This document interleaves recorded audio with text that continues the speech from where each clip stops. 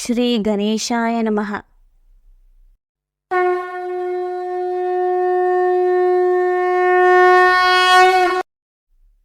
శ్రీభగవానువాచ కుతస్త్వాకశ్మలమిదం విషమే సముపస్థితం అనార్యజుష్టమస్వర్గ్యం అకీర్తికరమర్జున.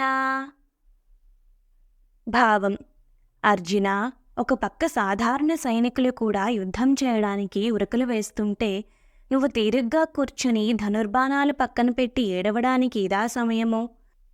నీకు ఈ శోకము, మోహము, దుఃఖము, మనోదౌర్బల్యము ఎలా దాపరించాయి? నీలాంటి వీరులు, పరాక్రమవంతులు, సర్వశ్రేష్ఠ ధనుర్ధారులు ఇలా చేస్తారా? అది ఈ సమయంలో. నువ్వు తప్ప ఎవరూ ఈ పని చేయరు తెలుసా? యుద్ధం చేయకపోతే నీకు స్వర్గం వస్తుందా?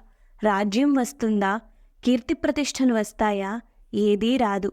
ఘోరమైన అవమానం తప్ప. ఆ విషయం తెలుసుకో అని సున్నితంగా మందలించాడు కృష్ణుడు. భావం పూర్తి అయింది. ఇప్పుడు వివరణ. ఏ పని చేయడానికైనా సమయం, సందర్భం ఉంటాయి.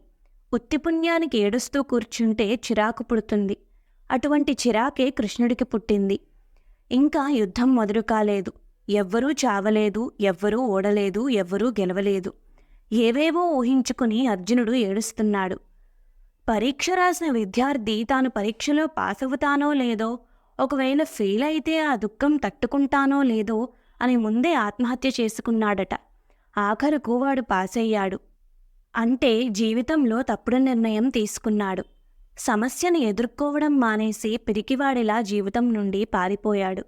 ఇలా ఉంది అర్జునుడి వ్యవహారం. సమయం, సందర్భం లేకుండా ఏవేవో ఊహించుకుని ఉత్తిపుణ్యానికి ఏడుస్తున్నాడు అర్జునుడు. నేను యుద్ధం చేయను అనే తప్పుడు నిర్ణయం తీసుకున్నాడు. దుర్యోధనుడికి సమజోడి భీముడు, కర్ణుడికి సమజోడి అర్జునుడు. భీమార్జునులను నమ్ముకొని మిత్రురాజులందరూ యుద్ధానికి సన్నద్ధమయ్యారు. ఇప్పుడు అర్జునుడు ఏవేవో ఊహించుకుని మోహావేశంలో యుద్ధం చేయను అంటే వాళ్ళ గతేం కావాలి? అది కృష్ణుడి సందేహం. పోనీ ఇటువంటి పని ఇదివరలో ఎవరైనా చేశారా అంటే అటువంటి సంఘటనలు లేవు. అందరు వీరులు శక్తి కొద్దీ పోరాడి మరణించి వీరస్వర్గం పొందారే కానీ ఎవరూ యుద్ధం నుండి పారిపోలేదు. కానీ అర్జునుడు కొత్త ఒరవడి పెట్టినట్టున్నాడు.